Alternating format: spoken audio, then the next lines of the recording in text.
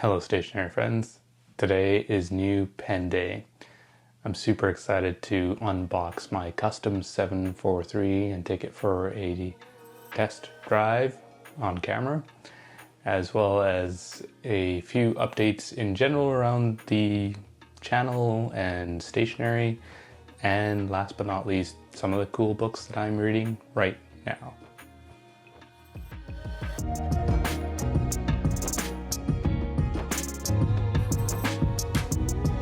Before we jump over to the new pen, just a little bit of housekeeping. The last video I posted, I had a lot of feedback, or a considerable amount of feedback, I should say, in terms of certain things that I mentioned during that video, and I just wanted to make sure that I addressed them appropriately. I do these videos pretty early in the morning. Some things I get right, some things I mumble, and some things I leave out. It's just the general fact of being up early and being somewhat drowsy, I guess. And before you ask why I do it early in the morning, it's basically the only free time that I have in my day where it is absolutely quiet in my schedule. I won't get into all the semantics of that. That's a different story.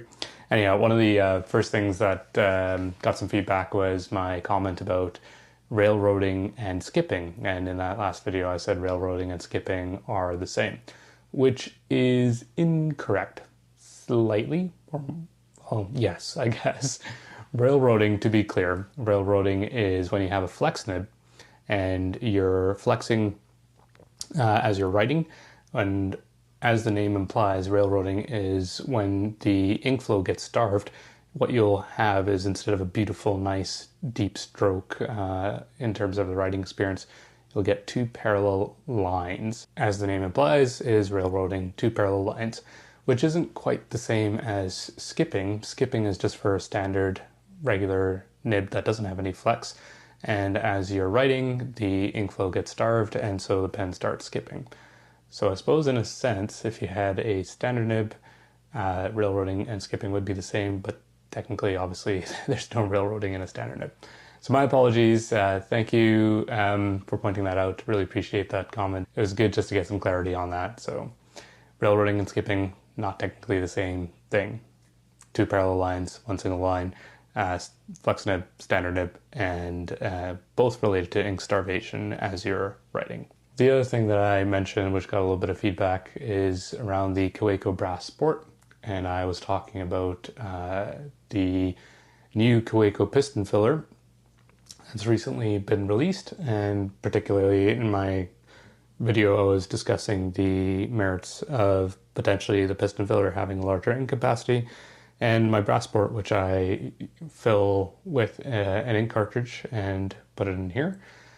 I mentioned in the video that you could also eyedrop it. Now this is something I personally wouldn't recommend, just given that the Brass Sport in particular is an all-metal pen and ink has corrosive properties inside of it. I mentioned only because a few of my commenters in past videos around the Koo Brass have mentioned how they eyedrop their pens, so I thought I'd throw that out there, but I probably should have elaborated on that a little bit. Now, interestingly enough, when I was researching the corrosive nature in metal pens, because obviously in my mind I jumped immediately to the idea of a stainless steel nib and won't that corrode because it's obviously exposed to the ink as you're writing with it if you don't have a gold nib, stainless steel nib, or titanium or something like that. And this comment or the feedback around the metal pen just got me looking into, well, why could you use stainless steel with ink, and how is that okay if it's going to corrode? And in terms of what I found on the internet, at least in my quick sleuthing, is, and when it comes to a hierarchy of which metals are corrosive from least to most, turns out that stainless steel, in fact, is the least corrosive, which I suspect is why they use it. Also because it's cheap and easy to use and manufacture, I presume. So stainless steel, least corrosive. Brass is the second least corrosive. Copper is the third most corrosive, and aluminum is very corrosive. So that might be why a few commenters have mentioned that they have been eyedropping their Brass Sports, and they're okay with that. I wouldn't personally eyedrop my own Brass Sport. I would stick to my Koo plastic pens in terms of eyedropping those. So thank you again for that discussion and the feedback there. I thought that was really great to get into. The last thing that I mentioned in the video there was my experience with plane travel. And in particular, as I was mentioning, keeping your pens upright on takeoff and landing, and my experience with my fountain pens, where my comment about I wouldn't recommend fountain pens writing on the plane was from my experience of how it would make a mess. Now, there was a lot of discussion and dialogue on this as well with respect to how some commenters have experienced none of the issues that I have with respect to writing with their fountain pens during flight. Yes, the exact same idea as me of keeping your pens upright during takeoff and landing. However, it seems like there's a contingent of folks out there who have had no issues with their fountain pens writing during flight. Now, I've had a very different experience, regardless of keeping the pens upright, how much I fill the converter or the cartridge. I've experimented with this on a few different flights, and every single time, without fail, when I go to write, I just get all the ink drawn out. Now, perhaps there's something else going on for me that I haven't realized here, and I think I'm going to have to try this out again. So thank you for that. It was an interesting discussion. I think that my next couple of flights, I will try a few different things, make sure that the cap itself could be would be absolutely dry. Sometimes what I've noticed is if I've got a little bit of ink in my cap, particularly in plastic sleeves that are designed to seal the nib in place. If I've got a little bit of ink in there and a little bit of ink on the nib and I screw the pen together, cap the pen, because of how the fountain pen is designed, the ink will naturally just pool into the cap. So maybe that's what's going on, could be. I'll have to, like I said, I'll have to experiment on my next couple of trips. Other things that are happening with respect to my channel in particular, one of the cool things that happened recently was Page Anchor reached out to me with an offer to collaborate. Now, I've talked about this before. One of my favorite accessories on my traveler's notebook is this beautiful page anchor. So this guy here is a beautiful, well, exactly what it's called. It's a page anchor. And the intent here is to keep your pages flat. And I particularly use it in my traveler's notebook. I just slide it down the spine and it keeps my pages flat. I also love reading, and on my paperbacks and hardcover books, I use the page anchor, which is what it was originally designed for, is to slide down the spine and keep your pages flat so that you have a bit more of a hands-free experience on your paperbacks. Perhaps you're like me, perhaps not. You're holding your paperback or your hardcover books, your physical books, I should say, with your thumbs to keep it open, especially if they're brand new, and you just build a little bit of thumb stress. I don't know if that's a real problem. Anyhow, I love the look of page anchors. That's why I got it as a gift many years ago. And recently, Page Anchor let me know that some of you all are commenting out there on their website with respect to some of my videos talking about how much I love the page anchors. So thank you for that. That all being said, Page Anchor has offered a specific discount code. Feel free to use it, and I'll put the discount code in the link below. It's STAT4. You can go on the website, and if you're looking to purchase them, what it does is offer you a 25% discount on the page anchor. And for full transparency, I get a little bit of a kickback as well, which I use to support the ongoing efforts in producing the content on this channel. So feel free to use it if you're interested in picking up the page anchor, and thank you very much in advance if you do use it for supporting me and this channel. One more thing on the page anchor that I forgot to mention is they have sent a page anchor, a customized page anchor in a different colorway, and a notebook. It's called the Thinker's Notebook on their website. So I'll be posting a video in the near future with my review on the black obsidian anchor versus the gold page anchor that I have here. And I think my wife has a rose gold as well. as well as taking a closer look at their Thinkers notebook. So stay tuned for that. One of the other things I should mention is recently I posted a video for Pop-Up Leather. I did a video on their notebook covers. Beautiful, beautiful leather products in my opinion. I had to re-upload the video, unfortunately, as one of my commenters pointed out that I had some sound editing issues right in the middle of the video. So when I re-uploaded the videos, I lost all the previous views and the comments, unfortunately. And what that does is it also deranks the video in terms of the YouTube algorithm. All that being said, I love Popov, I love the products, and I hope this video gets a little bit more traction just to expose them and get a little bit more visibility into their amazing products and for people to be interested. The video is up here. Please take a look if you haven't already. If you have, thank you so much. I just want to make sure that Popov is well supported. They're a Canadian company. They're super incredible, wonderful people, and their products are equally high quality in terms of the caliber that's offered there. New pen days are always exciting, and I've been waiting for this pen for quite some time. Before I begin, just a shout out to my buddy. I won't mention his name. You know who you are. Thank you so much for taking the time on your trip to walk over to this shop, Kingdom Note, and pick up this pen for me. Really appreciate it.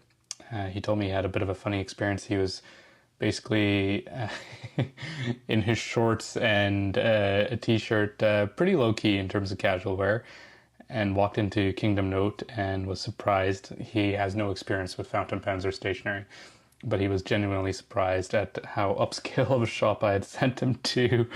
And I suppose the wonderful folks behind the counter were dressed in their best business suits and whipped out their gloves to handle the pen and show him the pen on my behalf. So he felt a little out of place, but stuck with it and brought me my pen back. I reached out to Kingdom Note in Japan via email just to confirm that they A, had the pen in stock before I sent my friend over, and B, confirm the price. Now the custom 743 runs for $330 US dollars at Goulet Pens as a reference, but it's roughly around that 300, 350, 370 US dollar mark, which translates to 460 Canadian. It's not a cheap pen to buy in North America. So I was really intrigued when I heard through the grapevine that pens, particularly this pen and some of the other pilots, most pilots, pens are cheaper in Japan. Obviously it makes sense being manufactured in Japan and the company's residing in Japan. And so I reached out to Kingdom Note, confirmed the price, and when my friend came back, I asked him how much it cost him. We did the conversion. It cost me 270 Canadian dollars versus the 460 Canadian dollars. I know there are places on the internet you can get it cheaper, or relatively cheap, comparatively cheap in terms of like eBay or Amazon. I just didn't feel comfortable with that. I just wanted to make sure that I was supporting stationery shops, supporting fountain pen shops, and for a high price pen like this, I wanted to make sure that I was getting some reassurance around quality. Not to say that the eBay version or the Amazon version didn't have any reassurance, but it was just, I guess, a personal thing that I wanted to make sure that I felt like I was honoring. So here's the bag from Kingdom Note. Beautiful bag. I've already ripped off the sticker accidentally, but great presentation. Points for that right off the bat. And here is the box for the pen. So why the custom 743 and not the 823, which is also equally popular? I talked about this in my other video. I wanted to make sure with the custom 743 that I was honoring how I like to play around with inks and pens. I read quite a bit on the 823, it being a vac filler. It's hard to clean and you're not supposed to take it apart, otherwise you avoid the warranty, all that kind of stuff. Whereas the custom 743 is effectively the exact same nib, just with the Con 70 converters. So I like to swap out my inks quite a bit in my pens, and I get a little bit OCD about cleaning certain parts of my pens. So It just seemed to me that on the forums that I was reading, for personality types like me, go with the 743. Here's the box, and right away, here's the receipt from Kingdom Note. So if you're curious, 28,800 yen, and because I guess as a foreigner, my friend was explaining to me, you don't get taxed there as well. So cost 270 Canadian dollars, which is a really, really good deal. Here is a use and care guide pamphlet. Comes with a cartridge and obviously the Con 70, which I think is already in the pen. Now my friend told me that the shop actually had him test the pen before. Here's a pilot warranty card. Yeah, this is a warranty card effective with its date. It's all in Japanese, which I can't read.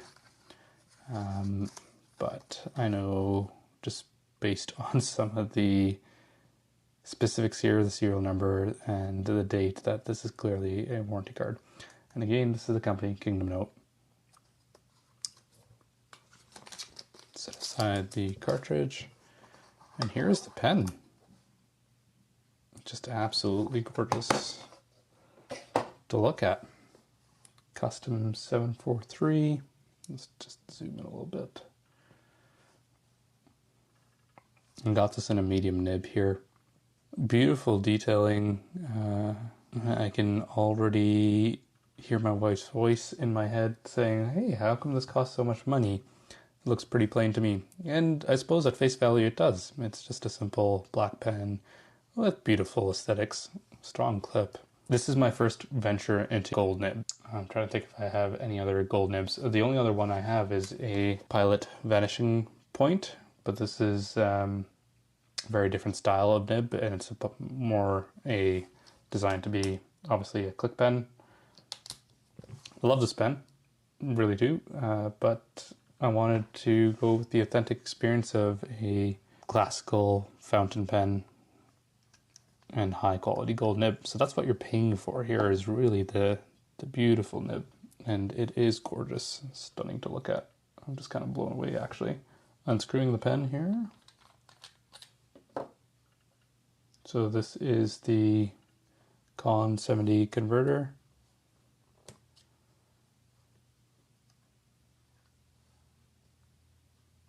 Beautiful. I'm going to ink this up with a Konpeki by Yoshizuku, also by Pilot. So according to the used care guide instructions, just want to make sure, I've never actually used a Con 70 converter before. So this is a piston type converter. Interesting. Yeah, you're just gonna put it into the bottle and plunge a couple times. Okay. See if I can. Very cool. So yeah, you just sink it right in and plunge away. Let's give the nib a wipe on the body a little bit here, the grip section. Okay, I'm very excited to take this for a test drive. Put this back together. Just going to cap my pen. Actually, I'm just curious. So it's pretty decent length here, but you can also post as well. Well, that feels like a better fit in my hands. So I know there's different options for the nibs, particularly on the 743. One of them being the FA nib, and I don't think that is available on the 823. And I was asked why I didn't go with the flex nib. I just wanted something simple as a start. If I really like this pen, which I suspect I'm going to, I might pick up the FA. I mean, I haven't had great experiences with flex nibs in general. The other thing that I was considering was the Japanese pen nib sizings are typically much finer than the Western equivalents. So fine writes like an extra fine writes like an ultra fine. The mediums, I heard when you get into the medium nibs, particularly on the number 15s, to start writing closer to the Western equivalents. And so I particularly write with a medium in my long form journaling with a medium, so I decided to just stick with that. Might be a little bit on the finer side, is what I read, so I'm curious to see what that looks like as well. So here we go. Oh, it is incredibly smooth. Oh, and I like it. It's a good medium. Holy moly. It is so buttery smooth. It's hard to tell on the camera here, but I don't think I've ever had a nib so smooth. Oh man, I am in love with this pen. This is going to become my daily driver, I can tell.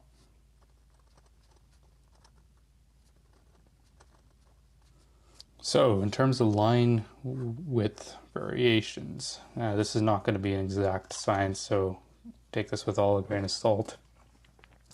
Here is the Pilot Custom 743 and the Konpeki. This is a Estabrook SD in a medium, which is a Jowo nib. Fairly comparable, just maybe a touch finer on the Custom 743. I talked about the subjectivity of medium nibs before, and again, this isn't a great example here because I've got different inks inked up in these pens that I'm about to show. This is the Edison Beaumont in a medium, inked with a Sukiyo. This one was inked with Diamine Kelly Green, but I find a lot of the line variation really depends on the nib, the feed, the size of the nib. So these are all, this is a number 15, which I suspect is pretty close to a number 6 in terms of Western nib sizing, or Jowo nib sizing. But here's the BENU medium, and if it's going to work on camera the way I suspect it's going to, you can see that there's a lot more ink coming out of the BENU. I find this pen in particular is very wet, even though it's a medium nib, and I believe it's also a Jowo. So that tells me that it's got a lot to do with the nib feed itself. Again, it's not an apples to apples comparison. What I really should be doing here is using Konpeki in all of the pens and comparing it that way. But I was just curious, like I said, on the line variation coming out of the Custom 743. And here's the Noveler. This one's a bit of a cheating example in the sense that I didn't like the nib that came with the Noveler, so I stuck a Goulet Pens Jowo number 6 on that. Ooh, and just a quick note, in my last video I was asking for recommendations on good black inks, deep and rich, and a lot of commenters pointed me in the direction of the Platinum Carbon Black. So thank you very much for that. That's what you see coming out of the Noveler. I really like it, and I'm a big fan of it. Might as well just complete the example with the downstrokes.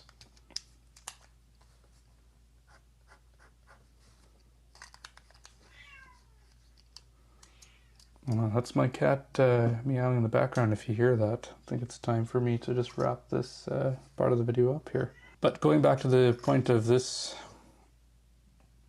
which was the Custom 743, I am in absolute awe and love. I will be writing with this pen constantly, I can tell.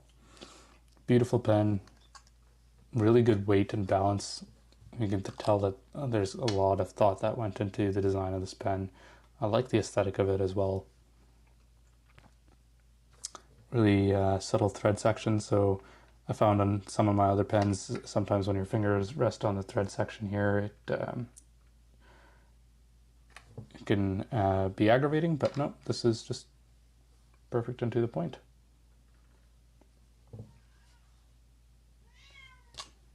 Okay, I'm gonna go make sure that I pay attention a little bit to my cat before I move on with this video.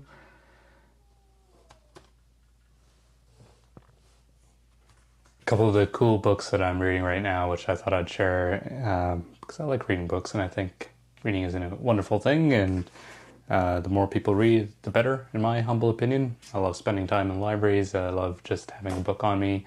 I've talked about in the past how I have a Kindle loaded up with lots of books. I also, my original love of books stems from before pre-Kindle era, from paperbacks, sitting in libraries or sitting in a park, on a park bench or on the grass, and just whipping out my book to read.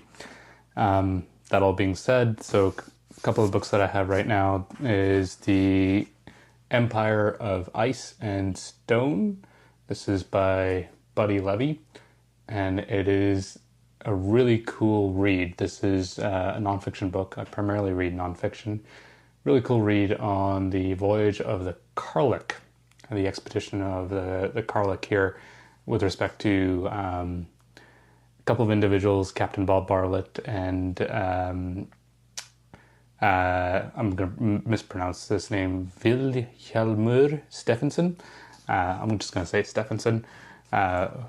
Stephenson in particular, who is hungry for popularity and fame, and they wanted to head out to the north and do an Arctic expedition, which was all the rage at that period in time. I suppose to a certain extent it still is, but not as much visibility. Empire of Ice and Stone. Not going to give away anything, but the cover of the book clearly says the disastrous and heroic voyage of Carlick. So I'm about a quarter of the way through this book. Really cool read. I'd highly recommend checking it out. The other book, I like to have a few books on the go at the same time, just in terms of different reading experiences throughout the day. As I was explaining to a coworker recently, I primarily read nonfiction. I do have some fictional books as well, but one of the things that I like to do is marry up my day when I do get a chance to read with certain themes. So the Empire of Ice and Stone is kind of a early evening, afternoon read. And then this one here is Leonardo da Vinci's biography by Walter Isaacson. I've actually had this book for quite some time. It was a gift from my wife a few years ago, and I started reading it, got distracted, and then it just got lost on my bookshelves. But I really like the book. I like Walter Isaacson's biography work, particularly his biography on Steve Jobs, which in my opinion was really nice. His biography for Benjamin Franklin was really cool as well. But Leonardo da Vinci is one of my heroes with respect to the OG, if you can say that, OG notebook, stationery, artistry, engineer, just all wrapped up into one package. His paintings are brilliant, obviously, but his notebooks are really, really amazing. If you haven't had a chance, go on the internet and search for Da Vinci's notebooks. He wrote backwards in his notebooks, as Walter and a few different folks suspect. It was his way of just keeping things private, perhaps.